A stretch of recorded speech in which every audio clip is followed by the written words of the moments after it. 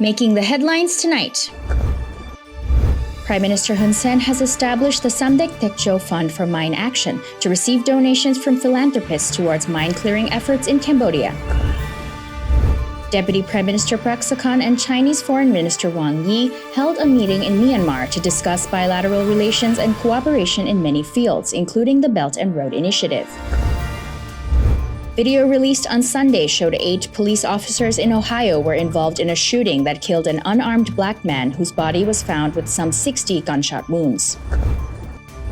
A Hong Kong lawmaker photographed standing close to President Xi Jinping earlier this week has announced he has tested positive for COVID-19. This is the Daily Roundup on EAC News Channel. A very good evening to you. I'm Darshana Gauchen. Prime Minister Hun Sen, the president of the Cambodian Mine Action and Victim Assistance Authority, has decided to establish the Samdech Tekcho Fund for Mine Action under the theme Providing Safe Ground, Creating Smiles, to receive donations from philanthropists towards mine-clearing efforts in Cambodia. EAC News reporter Decca Nin has the story. According to the first deputy chairman of the Mine Authority, Senior Minister Lee Thuy, the fund was established on Sunday, 3rd of July 2022, when the Prime Minister called for donation towards mine clearing efforts in Cambodia by delivering a speech on the 1st of July, National Fish Day, in Trop Nang Tmo Reservoir, Banteay Meanchey Province. E-mining has so far seen the active support of the Cambodian Red Cross, the private sector, and philanthropists who have donated money to the fund. The senior minister added that after the contributions were made, the Mine Authority held a series of technical working group meetings to prepare a detailed plan and set the mining targets as a priority. In addition, on Monday, the 4th of July, Senior Minister Lee Thuy, on behalf of Prime Minister Hun Sen, will chair a meeting with national operators, including the Army Command, the Cambodian Mine Action Center, and the National Center for Peacekeeping Forces to allocate the mining forces and resources according to the set priority principles in order to provide security and smiles to the people of Cambodia. According to the Mine Authority, between 1992 and May 2022, over 2,400 square kilometers of land had been cleared of mines in Cambodia, destroying over 1.1 million anti-personnel mines and over 26,000 mines and over 3 million munitions and explosive remnants of war. Currently, an area of 1,990 square kilometers, equivalent to 14,121 minefields, still remains to be cleared. During this time period, there were over 65,000 victims of landmines and explosive remnants of war, 52,648 adult men, 4,793 adult women, 6,106 boys, and 1,393 girls. Of these victims, 19,818 were killed, 9,077 survived with disabilities, and 36,108 were injured. Dekanin, EAC News. Cambodian Foreign Minister Deputy Prime Minister Prak Sokhonn and Chinese Foreign Minister State Councillor Wang Yi held a meeting on Sunday, 3rd July in Myanmar, where the two sides discussed bilateral relations and cooperation in many fields, including the Belt and Road Initiative. EAC News reporter Anthony Ellis has further details. The two foreign ministers met ahead of the 7th Langchang Mekong Corporation Foreign Ministers meeting, which is being held in Bagan, Myanmar on Monday, the 4th of July. During the meeting, Chinese Foreign Minister Wang Yi said the cooperation between China and Cambodia is the forefront of China's relations with other regional countries, and expressed that China is willing to further strengthen and deepen strategic consensus, communication and cooperation between the leadership of the two countries, with the aim of solidifying a shared future between China and Cambodia and to celebrate 65th anniversary of the establishment of diplomatic ties in 2023. He added that China will continue to support Cambodia's political stability and economic development. For his part, Deputy Prime Minister Prak Sokhonn said that the comprehensive strategic partnership between China and Cambodia is strong and stressed that Cambodia will continue firmly adhering to the One China policy. He remarked on the China proposed Global Development Initiative and the Global Security Initiative, which he said to be believes will significantly contribute to the global peace and development. He said Cambodia wishes to maintain high-level exchanges and strengthen strategic communications with China, which includes celebrating the 65th anniversary of diplomatic relations in 2023 by accomplishing more cooperation achievements. He added that Cambodia opposes the external forces inciting geopolitical rivalry in the region and expressed that Cambodia is willing to work with China to safeguard peace, stability and prosperity. Both the Cambodian and the Chinese sides pledged to advance the synergy between Cambodia's development strategy and China's Belt of the Road Initiative, as well as achieve further progress in related economic and infrastructure projects. They agreed to continue cooperation in various fields, including pandemic responses, agriculture, environmental protection, technology, and people-to-people exchange. The two sides also discussed China's relations with ASEAN, and the Chinese Foreign Minister expressed that China fully supports Cambodia's role as a 2022 ASEAN chair and is ready to work with the association while upholding ASEAN century. Upholding the orientation of the Win-Win Corporation to implement the Regional Comprehensive Economic Partnership and launch version 3.0 of the China-ASEAN Free Trade Area, and upholding the principle of handling sensitive issues with care and maintain mutually beneficial cooperation. The Chinese Foreign Minister stated the remaining 15 million COVID-19 vaccines from China will be delivered to Cambodia in accordance with the kingdom's needs, and China would also provide other medical supplies to aid in the fight against COVID-19 at an earlier time, with expanded Cambodian rice exports to China, and will increase the number of direct flights between the two countries. During the meeting, the two sides exchanged their views on issues related to Myanmar and South China Sea and the Langchang Mekong Corporation. Anthony Ellis, EAC News. The Minister of Economy and the Minister of Labor have signed and announced the implementation of a social security system of pensions for individuals under the provisions of the labor law, meaning that from now on, private sector employees will also receive pensions like employees of the government. Article 2 of the interministerial letter states, the social security system for pensions for individuals under the provisions of the labor law shall be implemented from 1 July 2022 onwards. It should be noted that the subdecree on the social security system for pensions for individuals under the provisions of the labor law regarding pensions for private sector employees was first established by the government on 4th March 2021. The subdecree aims to introduce a social security system of pensions for individuals under the provisions of the labor law, including individuals working in 2 or more places. The Deputy Commander of the Royal Cambodian Armed Forces and the Commander of the Royal Cambodian Army, Lieutenant General Hun Manait, has highlighted the importance of Buddhism in building Cambodian society because the religion not only guides people but also helps develop human resources in Cambodia. The Lieutenant General made this statement during the groundbreaking ceremony and the Solidarity Flower Festival for the construction of the Sihamoni Raja Buddhist University building on Monday. EAC News reporter Dekanin has further details. The Sihamoni Raja Buddhist University building is located in Wat Swai Pope, Sangkat Dalek Basa, Kanjangkamon, Phnom Penh. Speaking on behalf of Prime Minister Hun Sen and First Lady Burani Hun Sen, Lieutenant General Hun Manait said that the royal government has made efforts to develop many infrastructures that have provided benefits to people across the country. The growth of the Buddhist University is part of providing opportunities for the people to gain knowledge and become human resources with full ability and high productivity for a rich labor market.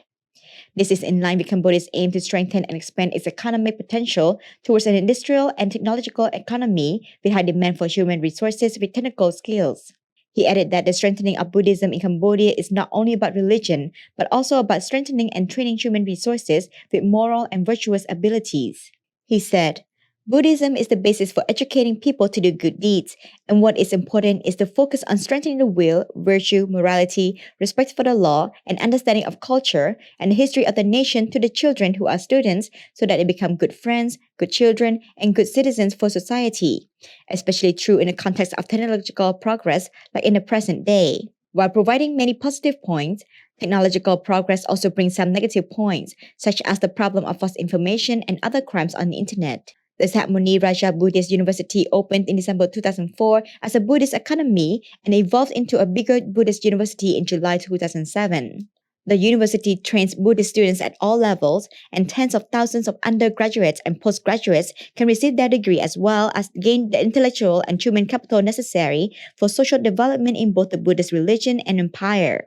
By the end of June 2022, the university was successful in registering as a member of the International Association of Universities. Ekanin EEC News.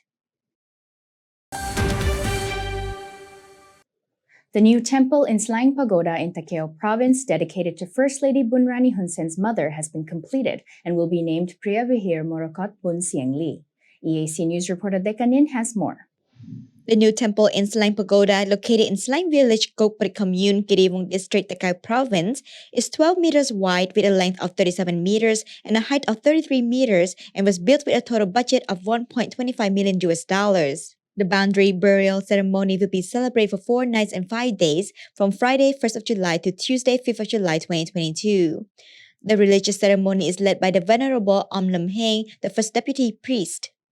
The ceremony includes ancient Buddha statues and paintings in the temple, inviting 137 monks.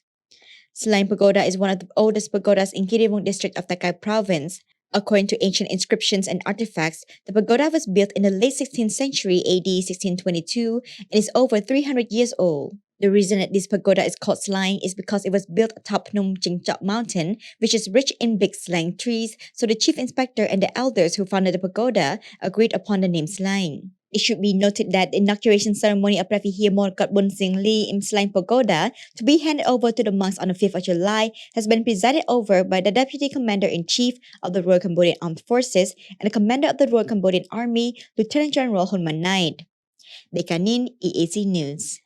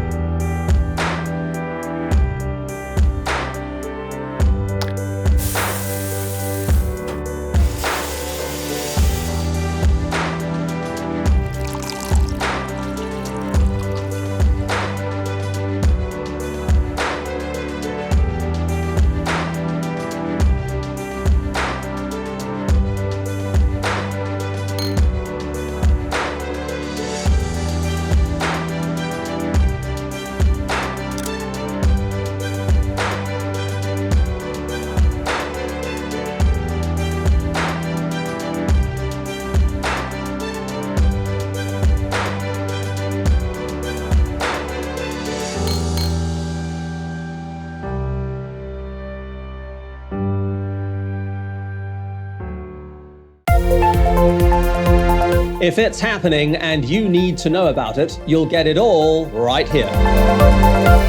EAC News brings you updates and breaking news in English across all of our platforms and channels. The EAC News app, YouTube, Facebook, Telegram, Twitter, and our website www.eacnews.asia. Join me and the rest of the EAC News team every day on your favorite channels.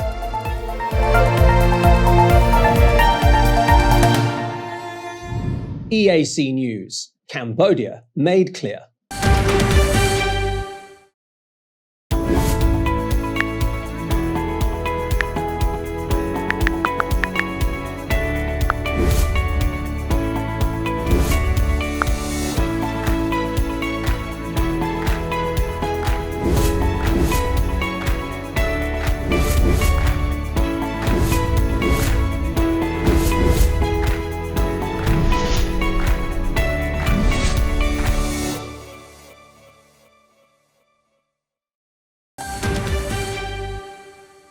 Video released on Sunday, 3rd July showed 8 police officers in Akron, Ohio were involved in a shooting that killed an unarmed black man whose body was found with some 60 gunshot wounds after he fled a traffic stop last week. Police played multiple videos at the news conference, one of which they said shows a gunshot being fired from the car driven by Jaylen Walker. He fled his car after officials attempted to pull him over the minor traffic violation. After a chase lasting several minutes, Walker jumped out of the car and ran away from the police. The video showed the police said it appears he was turning towards the officers who at the time believed he was armed. A gun was later recovered from his car. The attorney of the Walker family, Bobby DiCelio, told reporters on Sunday that that he was very concerned about the police allegation that Walker had fired at the officers from his car and emphasized that there was no justification for his violent death. They want to turn him into a masked monster with a gun, DeCelio said. I ask you, he is running away. What is responsible? They gun him down? That's not responsible. DeCelio urged the public to peaceful in their protest of Walker's killing, added that it was his wish of the Walker's family to avoid more violence. On Sunday afternoon, the Akron NAAPCP led a peaceful protest at the City Hall. Hundreds of demonstrators marched in the streets of the city of some 200,000 people, waving Black Lives Matter flags and chanting "We are done dying" and "Justice for Jaylen." It was not clear how many bullets struck Walker, but the body camera video shows police firing scores of rounds at him. The medical examiner is still determining how many of the 60 wounds that were entrance versus exit wounds, Akron Police Chief Stephen Mallet said. Mallet said officers had tried to administer first aid at Walker after he was shot, but he was pronounced dead on the scene. The 8 officers directly involved in the shooting have been placed on paid administrative leave, Marriott said, and they have not made individual statements. Those officers said they had believed Walker was moving into a firing position when he got out of his car, prompting them to react from the potential threat, Marriott said. Pressed by reporters for evidence that Walker had fired a gun from his car, Marriott said police had returned to the area where they had believed Walker had fired from his car after the incident and found a bullet casing, consistent with the firearm that Mr. Walker had in his vehicle. Police also pointed to what appears to be a flash on his light on the driver's side of Walker's car in the video, which they said the muzzle flash. Idaho's Bureau of Criminal Investigation is continuing to probe of the shooting and has not confirmed any of these details. Steve Ho Chun-yin, a Hong Kong lawmaker who was photographed standing close to Chinese President Xi Jinping earlier this week, announced Sunday that he had tested positive for COVID-19. Chinese President Xi Jinping visited Hong Kong under strict security measures from Thursday to Friday to join the celebrations marking the 25th anniversary of Hong Kong's return to the motherland and the inaugural ceremony of the 6th-term government of the Hong Kong Special Administrative Region. Xi has not traveled outside mainland China since the start of the pandemic more than 2 years ago. Ho was standing 2 rows directly behind Xi, according to the photos released by the government. The lawmaker tested negative on the first day of Xi's visit on Thursday and returned an uncertain test on Friday, he said. Ho said he tested mildly positive on Friday and had to be retested. He did not attend any of the handover anniversary celebration events that day, according to a statement on his official Facebook page. He then tested positive for the virus on Sunday. Concerns over the visit started to emerge last week, even before the trip was officially confirmed, when the 2 top Hong Kong officials tested positive for COVID-19. Hundreds of government officials, legislators, and other invited guests were forced into an anti-COVID closed-loop system, which included limiting their social contacts, taking daily polymerase chain reaction tests, and checking into a quarantine hotel in the days leading up to the visit. Despite high vaccination rates and a reduction in overall cases, the Hong Kong government remains committed to its own zero-COVID-style policy, maintaining stringent social distancing and contact tracing measures, as well as tight border restrictions, including a mandatory 7-day hotel quarantine for all arrivals. And finally, Madrid's LGBTQ+ community paraded on Sunday, 3rd July with their dogs to demand the end of animal cruelty and to promote adoptions from dog shelters. Under the slogan Feathers and Paws, supporters gathered at Zerolo Square in the LGBTQ+ community's iconic Chueca neighborhood to walk along a pink carpet with their dogs while hundreds of people cheered. No person or animal should be mistreated, said participant and public worker Jesus Isidro, standing next to his St. Bernard Lola. Data from the Infinity Foundation showed that 285,000 dogs and cats were collected by shelters in 2021. The event was included amid Pride Week in Madrid, one of the world's most famous events for LGBTQ+ community members. It is expected that next Saturday, 9th of July, the annual Gay Pride Parade in Madrid will gather more than 2 million people. In 2005, Spain became the 3rd country in the world to legalize same-sex marriage after the Netherlands and Belgium. A 2013 report for the US-based Pew Research Center found 88% of the Spaniards accepted homosexuality, making it one of the most accepting countries of the 39 polled.